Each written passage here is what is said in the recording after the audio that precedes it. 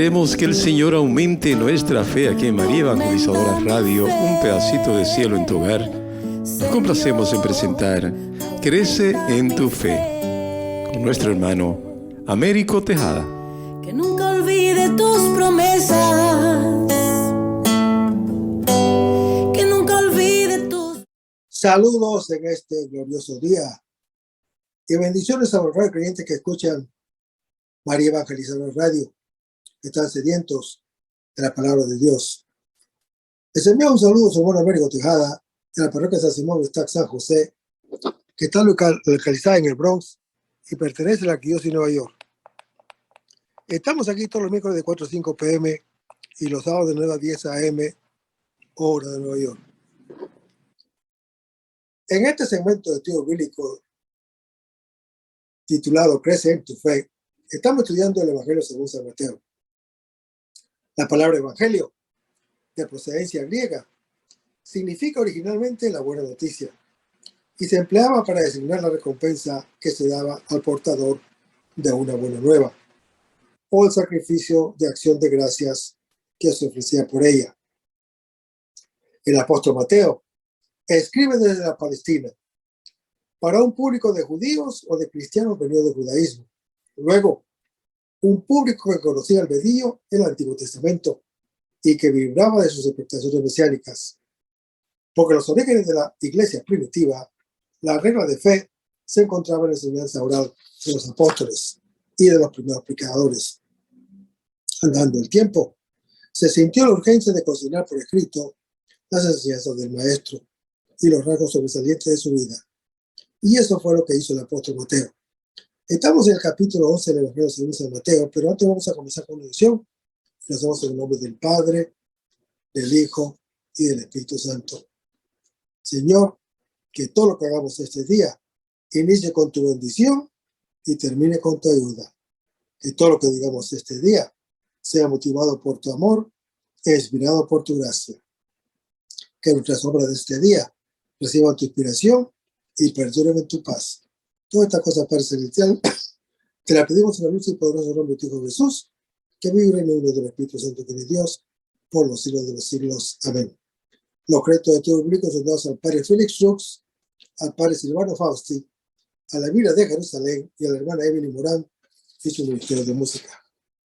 A los hermanos y hermanas que viven en el Bronx, para invitarnos a nuestro círculo de oración de la parroquia San Simón de Estac San José, que está localizada en el 2191 Valentine Avenue, esquina calle 182, comenzando con la misa a las 7:30 p.m. todos los viernes por la noche. Decíamos que estábamos en el capítulo 11 del Evangelio según San Mateo, versículo 25, donde Jesús dice: Señor del cielo y de la tierra. Hermanos, nuestro papá, tan cercano y tierno, es el Dios altísimo y omnipotente, Señor del cielo y de la tierra. De Dios se habla solamente por medio de opuestos, para no reducirlo a un ídolo. Es cercano y a la misma vez es altísimo, es tierno y omnipotente, es pequeño y grande, es madre y padre, es misericordioso y justo, porque Él es todo y nada. Es todo porque no es nada de lo que es nada de lo que es porque es todo. Y Jesús dice: porque has ocultado lo que es revelado a los pequeños, es oculto para los demás. La misma idéntica realidad es ocultamiento y revelación, según la condición diferente. Y dice que había ocultado todas esas cosas. Se trata de relación inefable de conocimiento recíproco entre el Padre y el Hijo. ¿Y se lo había ocultado a quién? A sabios e inteligentes. Sabios son los que saben cómo van las cosas. Inteligentes los que las dirigen como quieren. La sabiduría del Hijo es el Hijo de Dios, por supuesto, es la de las bienaventuranzas. Los sabios no la comprenden.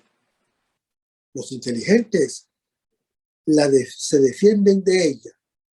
Es estupidez y debilidad a sus ojos. Pero Jesús dice que se las ha revelado a los pequeños. El privilegio de conocer a Dios está reservado a los últimos. Es un don concedido a quien lo desea. Lo desea quien lo necesita. Y lo necesita quien carece de él. La privación, el no ser, el ser nada, es el lugar donde acogemos la riqueza de aquel que es. Y lo es todo. Los sabios y los inteligentes se niegan a sí mismos lo que ellos mismos no pueden producir, al precluirse así el acceso a la vida, que no es un producto, sino una relación de amor con el otro. Un ignorante no evita el pecado. Un analfabeto no puede ser piadoso. Y en el Talmud se afirma que no existe otro pobre sino el que es pobre de saber. Hermanos, los pequeños no solo ignoran y son pobres, ni siquiera hablan. A ellos, sin palabras, es revelada la palabra de Dios. Cuando se dice, Abba, Padre, también en nosotros, hermano que me escuchas, además de las palabras, existe una sabiduría silenciosa propia del pobre. Es la docta ignorancia del que es del que es puro de corazón, al cual Dios se muestra, lo anuncia Mateo, capítulo 5. Muy diferente de la sabiduría ignorante del astuto, al cual Dios resiste. Él no es un objeto de rapiña de nuestra inteligencia, sino que es principio y fin de nuestro amor. No se asoma a la ventana de nuestra mente, sino que llama a la puerta de nuestro corazón. Y en el versículo 26 leemos que Jesús dice, sí, Padre. Hermanos, el Señor Jesús está complacido en esto. Es sí, no solo al Padre, sino también a los creyentes. Y sigue hablando Jesús.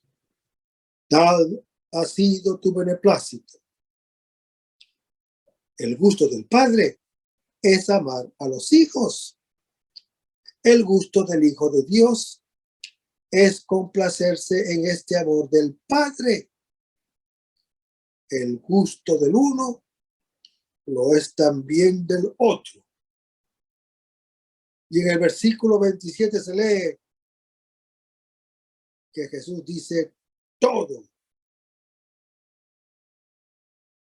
lo que es el Padre es don al Hijo de Dios.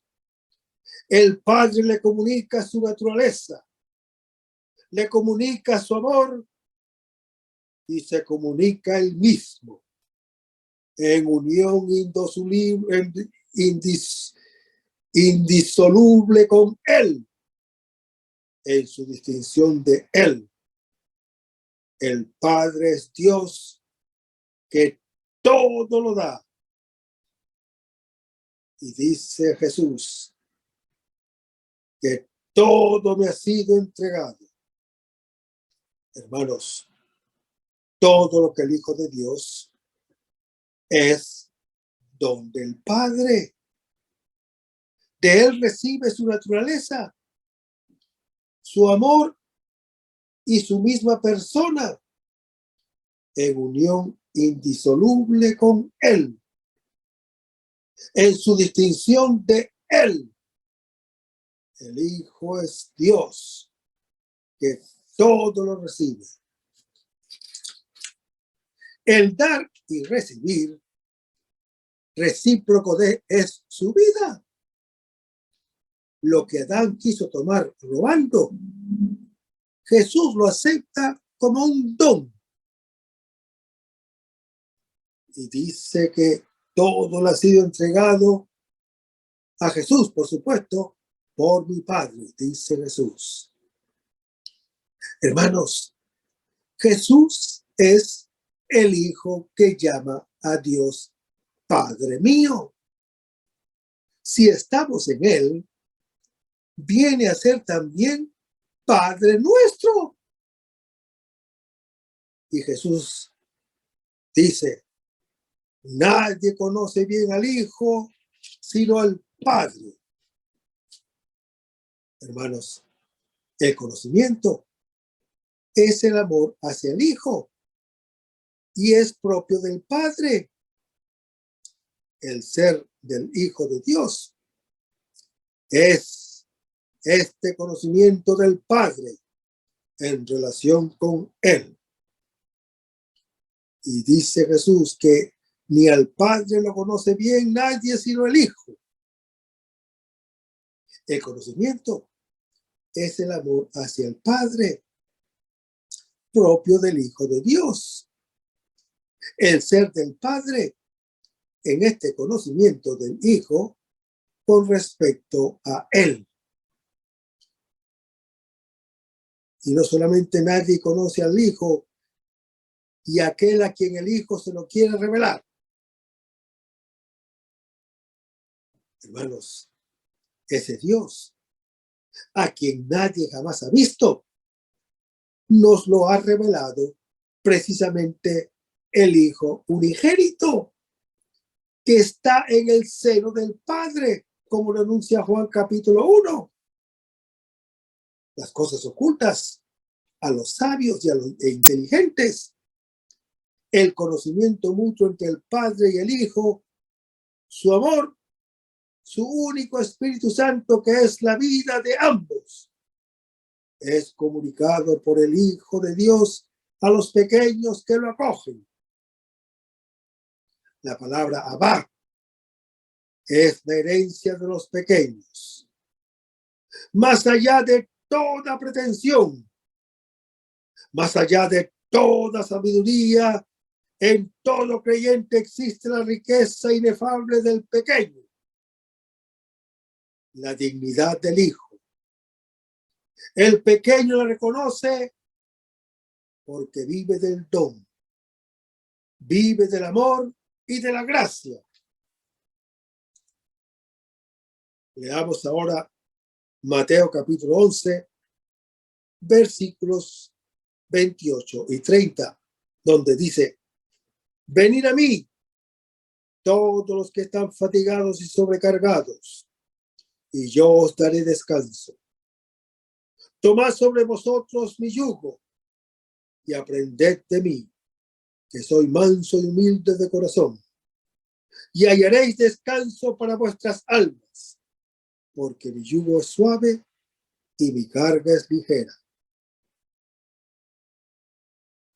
Venid a mí todos.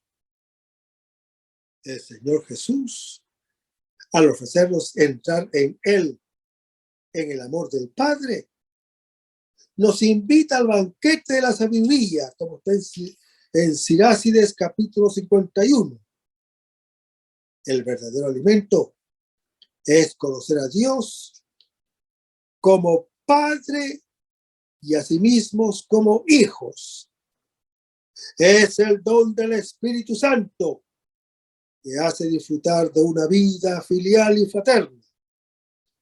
Esta es la nueva ley, el yugo de la libertad del Hijo de Dios. También la ley que fue dada a Moisés es para la vida, pero no da la vida. Es solamente un fardo pesado que ordena, que denuncia, que juzga y condena lo que va contra ella. En cambio, hermano que me escuchas, el amor es cumplimiento pleno de la ley mosaica. Lo anuncia el apóstol Pablo en su epístola a los Romanos, capítulo 13. También lo puede leer en Mateo, capítulo 7. Da esa justicia superior que introduce en el reino. Lo anuncia Mateo, capítulo 5. El trozo anterior revela la propuesta de Dios, el don de su vida en el Hijo de Dios. Esto revela cuál es nuestra respuesta, la responsabilidad de vivir este don. Primero, se nos dijo lo que somos. Ahora, lo que debemos hacer. La ley dice, has de ser lo que eres. El deber deriva del ser. Ahora bien, nuestro deber es vivir el placer de ser hijos y hermanos creyentes. La gracia no suprime nuestras obras, no suprime nuestro obrar. Aún más, lo hace posible de tal modo que realicemos lo que somos. Hermanos, el Evangelio es un don. Por consiguiente, es gratuito. Pero el amor vive de la reciprocidad y pide ser amado libremente. El amor amado es salvación. El amor no amado es perdición. Drama de Dios antes de ser nuestro. A la ética de normas y prohibiciones sucede la de la libertad. A la ley mosaica le sucede el Evangelio. La ley mosaica puede ser comparada con la descripción minuciosa de un botánico que un botánico hace de los mecanismos que regulan el abrirse de una flor. Esa explicación difícil nunca hará florecer una yema.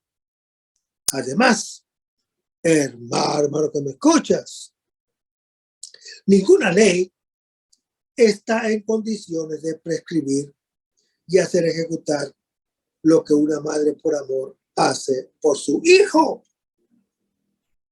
El amor es libertad. No porque quebrante la ley mosaica. Quien la quebranta es su esclavo rebelde, sino porque de él termina todo. Quien ama ya no es súbdito de la ley mosaica, sino que es súbdito del amor, único, soberano y ley para sí mismo. En Jesús, hermano que me escuchas, que es el sí del creyente a Dios y de Dios al creyente, como está en 2 Corintios capítulo 1, se halla el paso de la letra que mata al Espíritu Santo que da vida de la ley mosaica a la libertad, como lo anuncia 2 Corintios capítulo 3. O sea, de la fatiga al descanso. Jesús, hermano que me escuchas, El Hijo de Dios es para nosotros sabiduría nueva y descanso. Su mansedumbre y humildad es la nueva ley. La ley de libertad de Hijo de Dios igual al Padre. La iglesia en él está libre del fardo pesado, de las prescripciones que traía la ley mosaica, y está bajo el yugo del amor, el único que no oprime. Y en el versículo 28 se lee: venid a mí. Hermanos, es la invitación a seguirlo a él, como está en Mateo capítulo 4, a participar de las bodas, como está en Mateo capítulo 22, a entrar en el reino preparado para nosotros antes de la fundación del mundo, como está en Mateo capítulo 25. Venir a Jesús es seguirlo a él, celebrar las bodas, reinar para siempre. Hermanos, Jesús hace suya la invitación a la sabiduría. Acercaos a mí, ignorantes, instalaos en la casa de instrucción. ¿Por qué habéis de decir que estáis privados de ella cuando vuestras almas tienen tanta sed? He abierto mi boca y he hablado. Adquirirla sin dinero. Someter al yugo vuestro cuello. Que vuestra alma reciba la instrucción. Está ahí a vuestro alcance. Ved en vuestros ojos lo poco que he esperado y el mucho descanso que he encontrado para mí. Lo anuncia Sirácides en su capítulo 51. Hermanos, el mismo es la sabiduría, ofrecida a los sencillos y a los inexpertos. Es gratuita y suave, fácil de encontrar y da grande paz. En la carne de Jesús, nosotros accedemos al Espíritu Santo y recibimos gracia por gracia.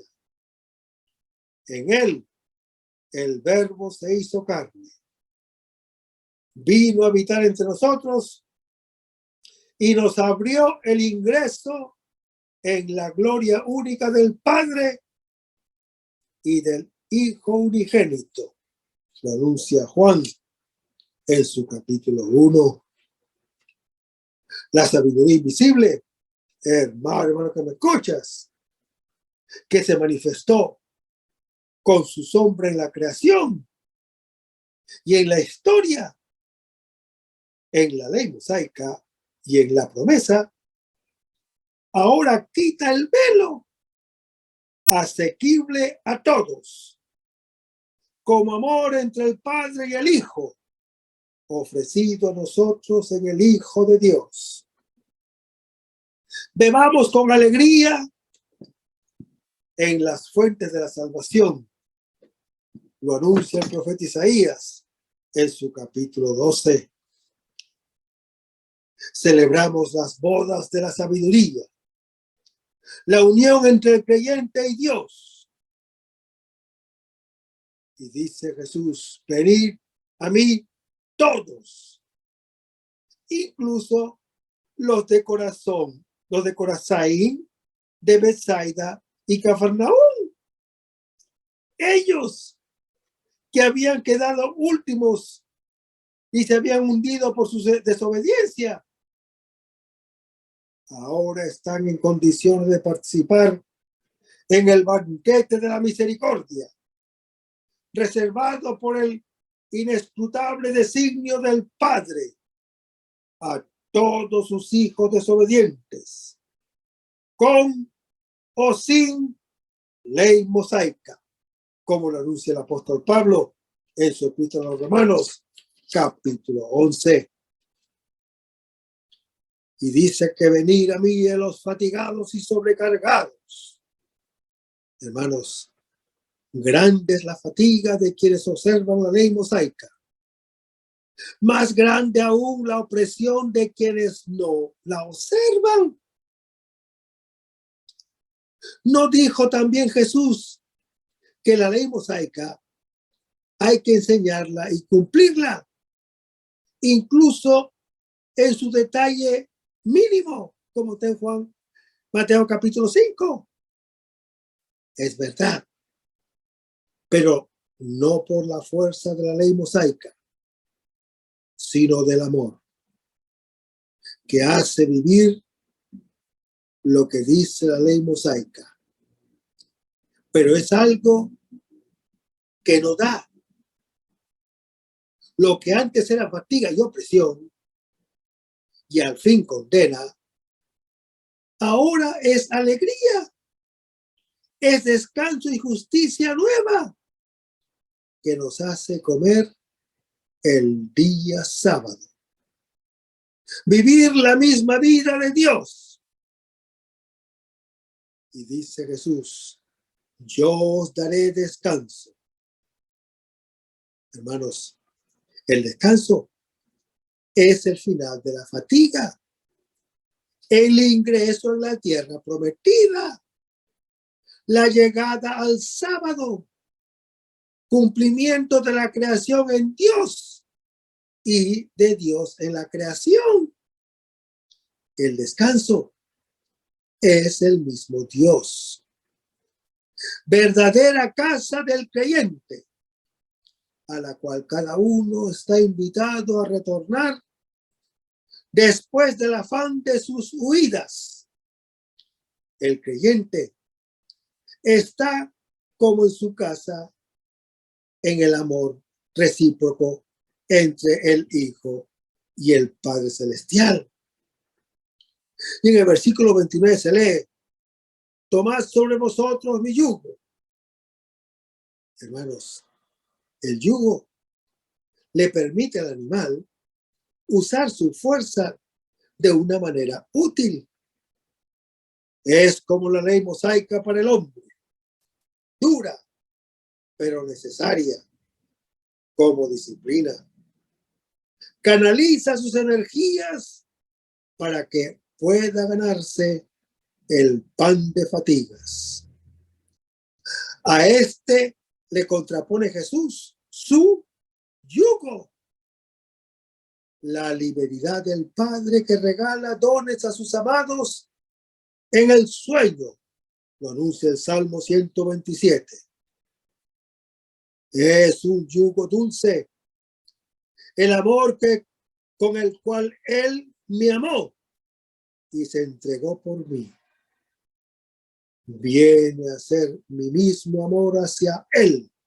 Lo anuncia el apóstol Pablo en su epístola a los Gálatas, capítulo 2.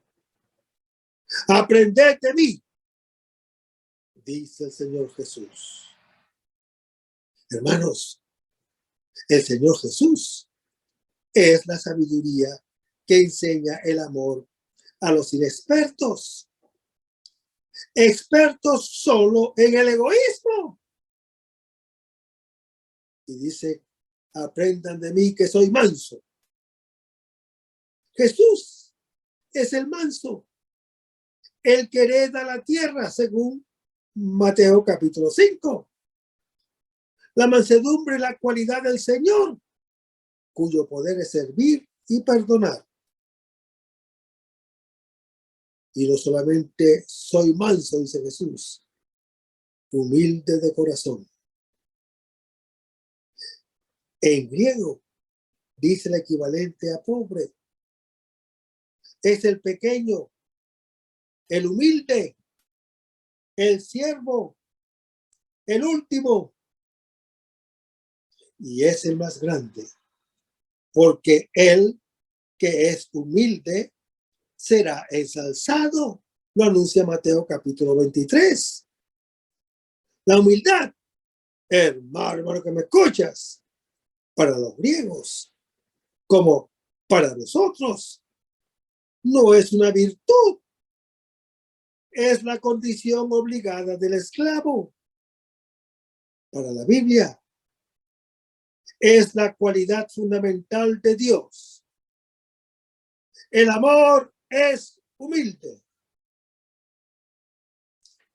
Y dice la Escritura, hallaréis descanso para vuestras almas.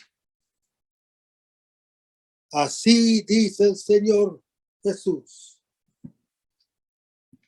Paraos entre los caminos.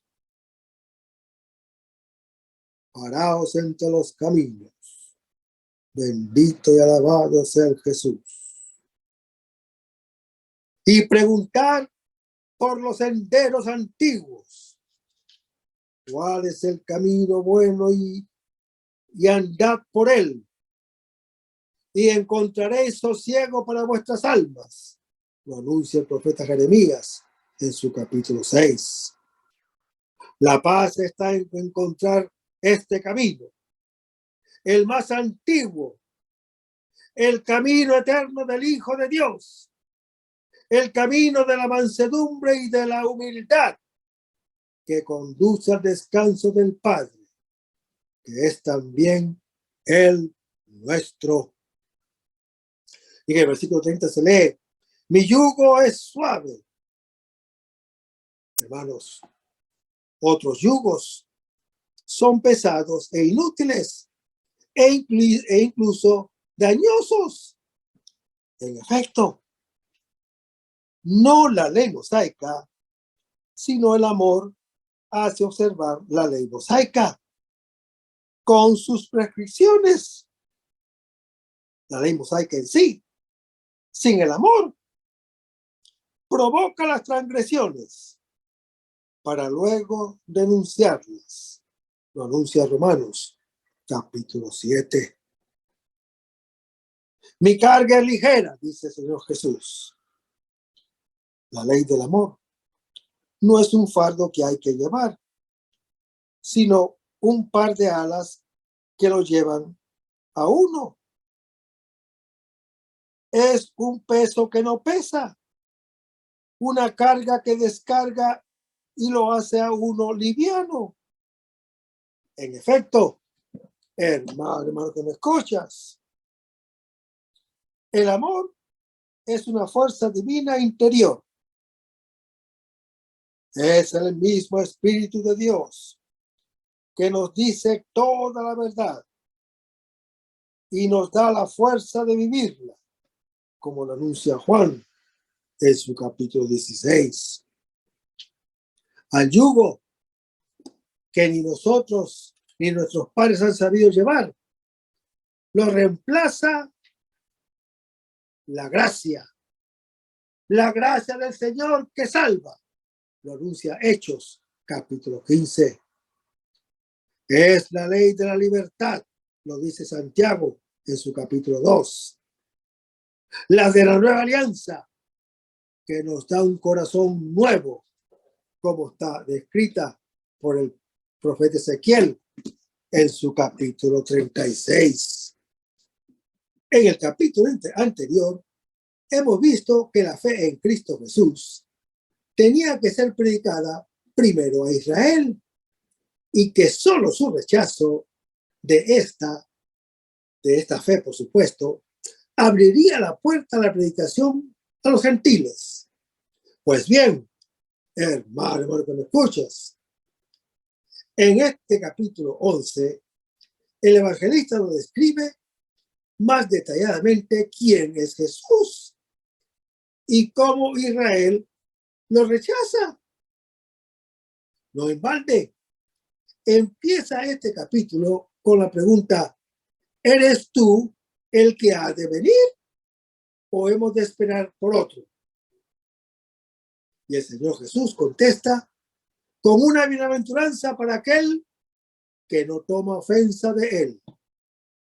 Pero como desgraciadamente los israelitas sí tomaron ofensa de él, por eso terminan este capítulo con la solemne declaración de Jesús de que Él rompe los lazos de sangre y nacionalidad que ataban a este pueblo de Israel para en adelante ser compatriota y hermano de todo hombre, sin distinción, que en Él crea.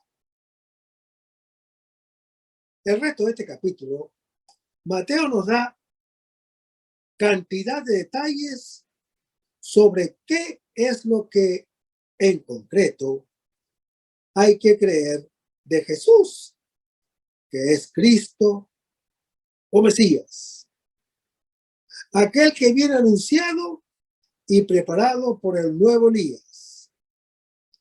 Es el Hijo del Hombre, el siervo elegido y muy amado de Dios, el Hijo de David, aquel que actúa en virtud del Espíritu Santo y cuyos milagros inauguran el reino de Dios. Pero, a la misma vez, indica la misteriosa realidad de que el tener fe o no tenerla no depende exclusivamente del individuo. En esto entra de alguna manera enigmática la mano de Dios o del demonio. Pues la fe es un don. La fe es una gracia. No es una conquista del hombre ni un logro de su inteligencia o una recompensa por su virtud.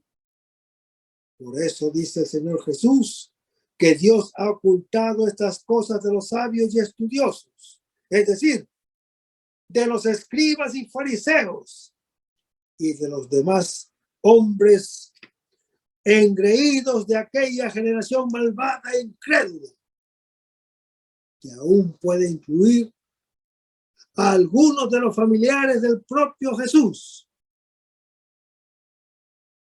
No es que estos incrédulos sean sin culpa o puedan echar la culpa de su falta de fe sobre Dios. Al contrario, hermano, ¿te me escuchas? Al contrario, se les negó el don de la fe porque ellos mismos habían ya abierto las puertas de su alma a la influencia siniestra del misterio de la iniquidad. Se dejaban manipular ya por el príncipe de las tinieblas, Satanás, que el Señor lo reprenda donde esté. Pero lo que Dios ocultó a unos, eso mismo lo reveló a otros, a los pequeños, a los pobres, a los que no toman ofensa de él, a los que usan sus oídos para entenderlo, a los que están fatigados y agobiados del lastre de sus propios pecados y debilidades, a los gentiles. En una palabra, hermano que me escuchas, a los que quieran ser sus discípulos, a los que quieran ser sus creyentes, cumpliendo la voluntad del Padre. Limitándonos hoy en este capítulo, podemos dividirlo para fines prácticos en tres partes.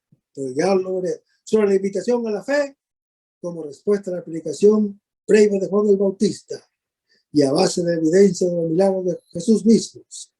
Sobre la falta de fe de Israel y sobre el don de la fe a los pequeños.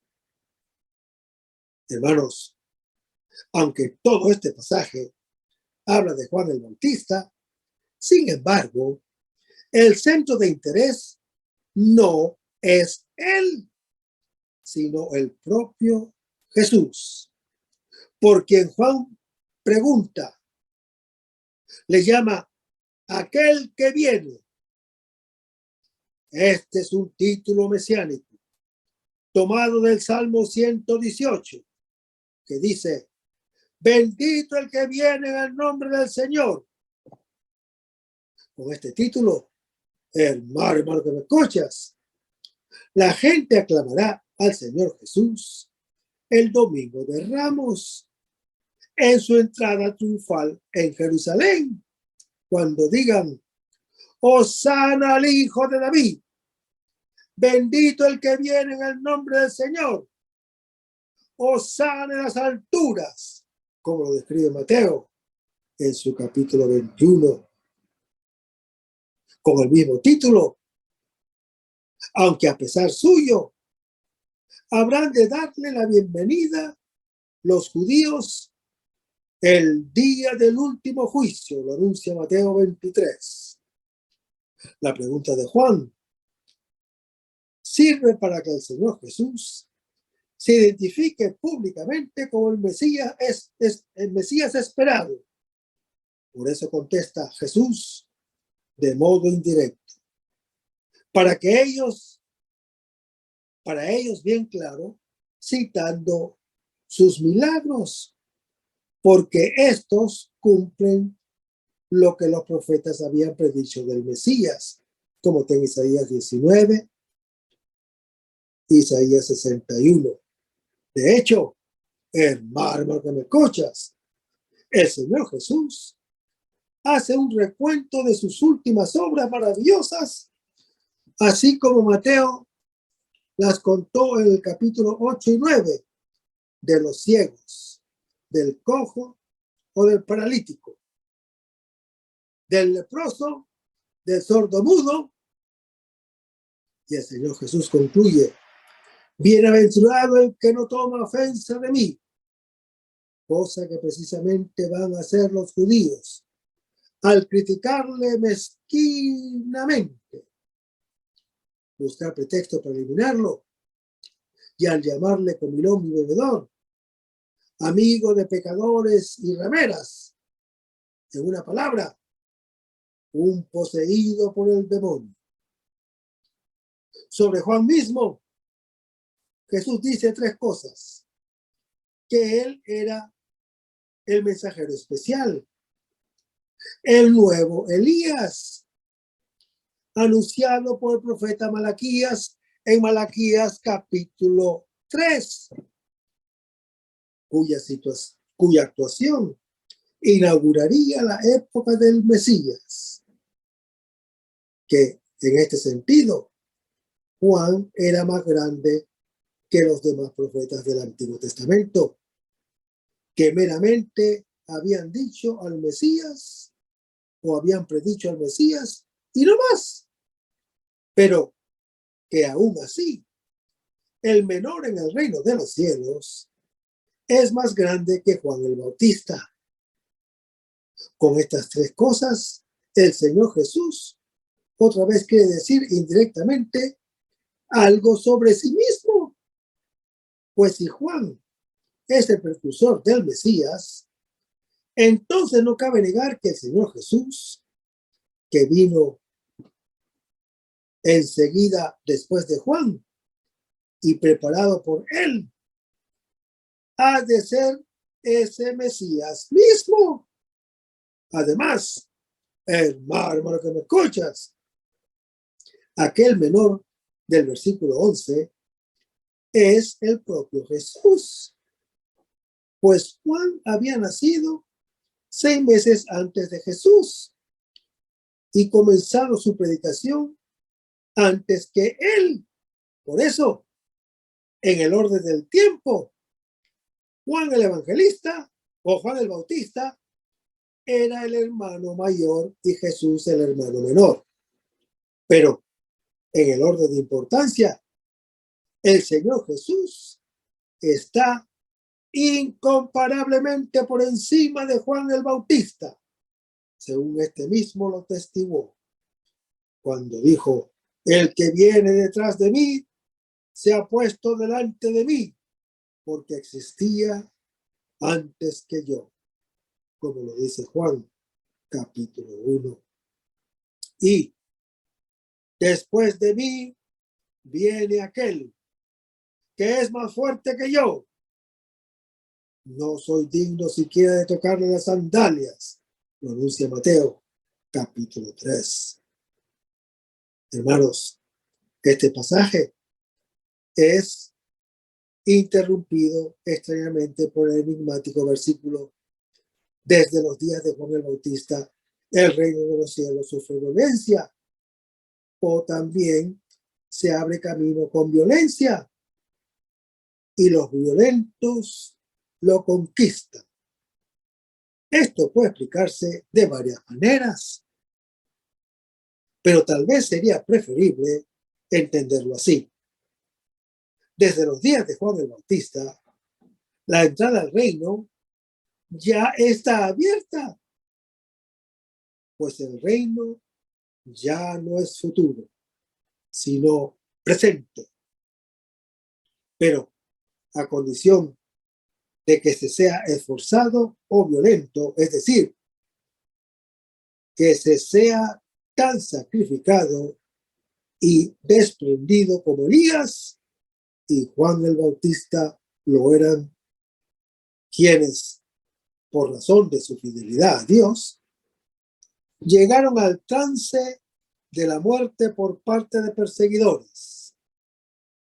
Luego, hermano que me escuchas, para pertenecer al reino, el hombre ha de usar violencia, pero no violencia contra otros, como lo hacían los celotas de aquel tiempo, que querían implantar el reino de Dios contra los romanos, pero a sangre y fuego, sino violencia contra uno mismo,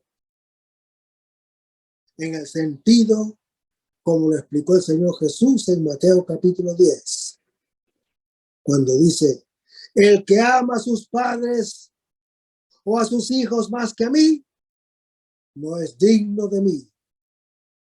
Y el que no tome su cruz y me siga, no es digno de mí. Porque el que pierda su vida por mí, ese la encontrará. Vayamos a Mateo capítulo 11, versículos 1 al 15. Hermanos, en el versículo 3, Juan el Bautista está desconcertado por un Mesías tan diferente del que él esperaba, porque el Bautista mismo dice: ya está el hacha puesta en la raíz de los árboles, y todo árbol que no dé buen fruto será cortado y arrojado al fuego. Yo los bautizo con agua para que se conviertan, pero aquel que viene detrás de mí es más fuerte que yo, y no soy digno de llevarle las sandalias. Él lo bautizará con el Espíritu Santo y fuego. En su mano tiene el rastrillo y va a limpiar su cosecha. Recogerá su trigo en el granero, pero la paja la quemará con fuego, que no se apaga. Como en Mateo capítulo 3, en el versículo 5, el Señor Jesús hace considerar a los discípulos del Bautista que ante sus ojos se han producido los signos de las antiguas profecías. Habían anunciado como propios del Mesías, como oirán aquel día los sordos, palabras de un libro, y de la tiniebla y desde la oscuridad los ojos de los ciegos verán. Entonces saltará el cojo como ciervo, y la lengua del mudo lanzará grito de júbilo, porque el Espíritu de Yahvé está sobre mí, por cuanto que me ha ungido Yahvé a anunciar la buena nueva. A los pobres me ha enviado a vendar los corazones rotos, a pregonar a los cautivos la liberación y a los reclusos la libertad, como lo anuncia el profeta Isaías en su capítulo 31, 35 y su capítulo 61. Hermanos, el reino de Dios se inaugurará no por el estallido del poder, sino por los beneficios de la salvación. En el versículo 11, no se enjuicia la grandeza personal del precursor que es Juan el Bautista. No se dice que queda fuera del reino, sino que se comparan dos estadios de la revelación de Dios a los hombres. A saber, en el Antiguo Testamento se lee: voy a enviar a mi mensajero a allanar el camino delante de mí, y enseguida vendrá a su templo el Señor, a quien ustedes buscan, y el ángel de la alianza que tanto desean ya llega, dice Yahvé Sebaot. Voy a enviarles al profeta Elías antes de que llegue el día de Yahvé, grande y terrible, como lo anuncia el profeta Malaquías en su capítulo 3. Hermanos, el Señor Jesús, después de la transfiguración, lo confirma cuando dice: sin embargo, Elías ya vino, pero no lo reconocieron. Entonces los discípulos entendieron que se refería a Juan el Bautista, y esto lo dicen en Mateo capítulo 17. En el versículo 12, que es una expresión diversamente interpretada. Primero, el reino se gana al precio de duras renuncias. Segundo, el reino hay que establecerlo equivocadamente por la violencia, como lo querían hacer los celotas. Tercero, los poderes terrenos quieren mantener el dominio temporal y se oponen violentamente, incluso con persecuciones, al nuevo orden de valores del reino. San José María dice: esa fuerza no se manifiesta en violencia contra los demás, es fortaleza para combatir las propias debilidades y miserias, valentía para no enmascarar las infidelidades personales, audacia para confesar la fe también cuando el ambiente es contrario. El Señor Jesús exigía de Israel una respuesta de fe, tanto a la predicación previa de Juan como a sus propios milagros y palabras. Pero en este capítulo les tiene que echar en cara su orgullosa petulencia y más adelante su terca impenitencia, porque en Juan el Bautista censuran su ascetismo y en Jesús critican su compañerismo, y así tienen un pretexto para no creer ni en el uno ni en el otro. Pero la sabiduría es justificada o reivindicada por sus obras. ¿Qué significa esto? La palabra sabiduría, hermano que me escuchas, significa muchas veces el misterioso plan de salvación que desde la eternidad Dios ha trazado y que en el tiempo está llevando a cabo. Vayamos a Romanos capítulo 11, versículos 32 al 34. Hermanos, ustedes,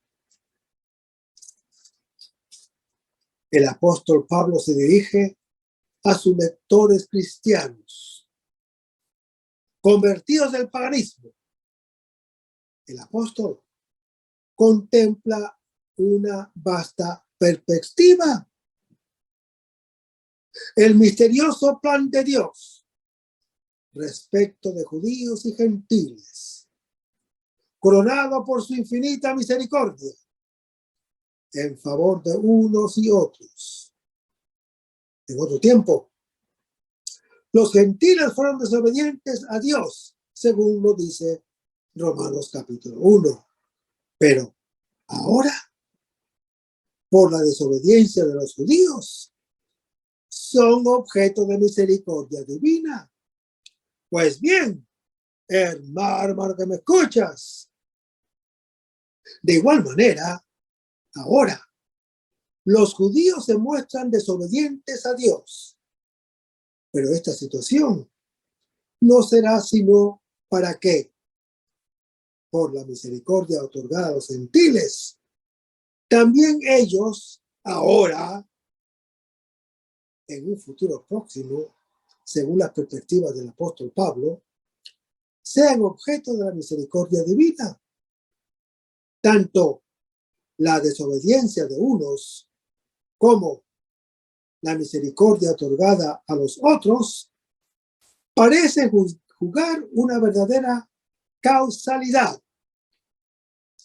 La desobediencia de los judíos ha hecho que los gentiles reciban la fe, y la misericordia otorgada a los gentiles suscita los celos de los judíos, los cuales terminan por obedecer al apóstol Pablo. El apóstol Pablo pone término a su exposición con una frase oracular, nuevamente con el pronombre todos.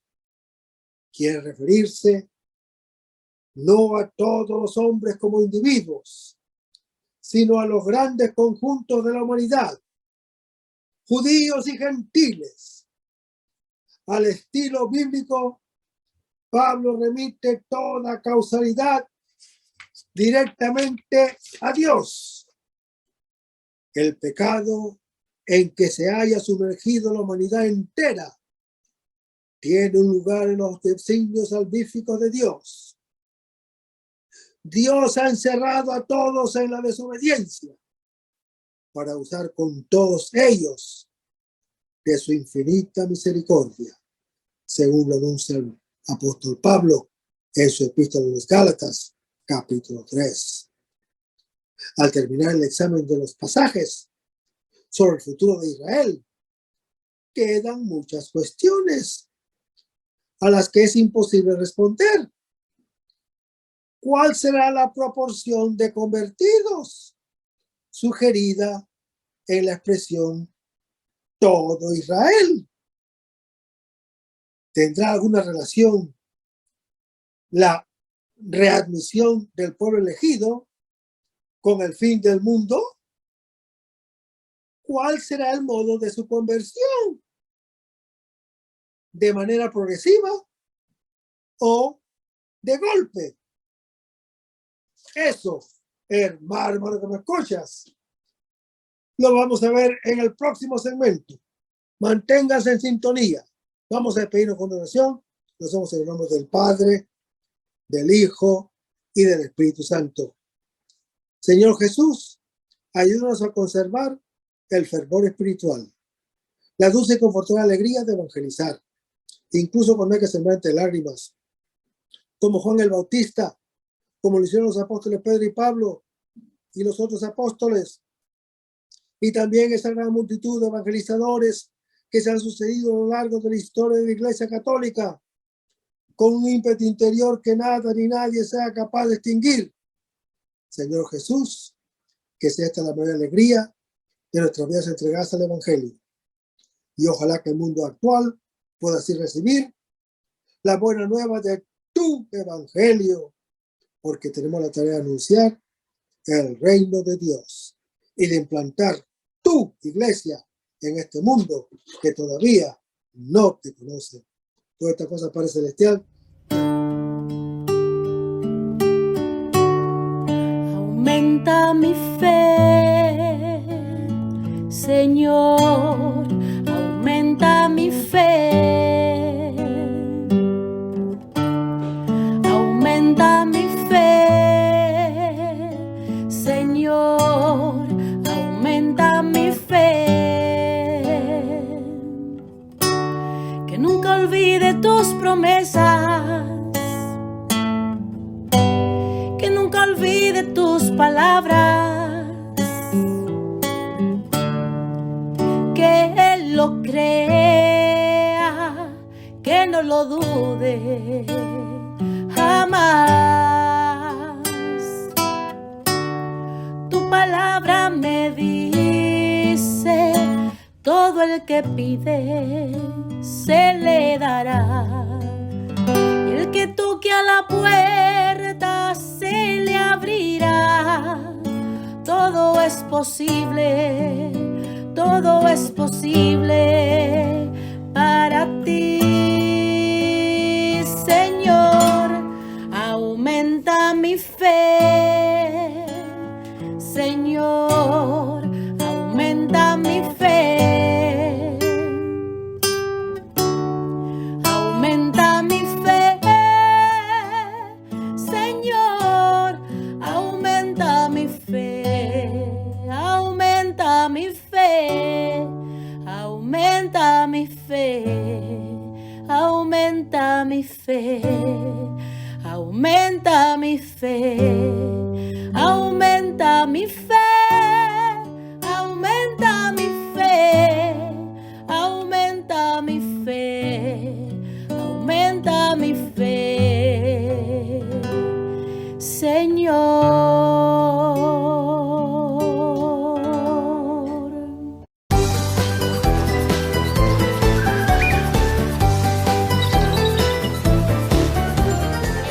María Evangelizadora Radio. Un pedacito de cielo en tu hogar. Evangelizando para el mundo. 100% católica. Tía, yo estoy aprendiendo.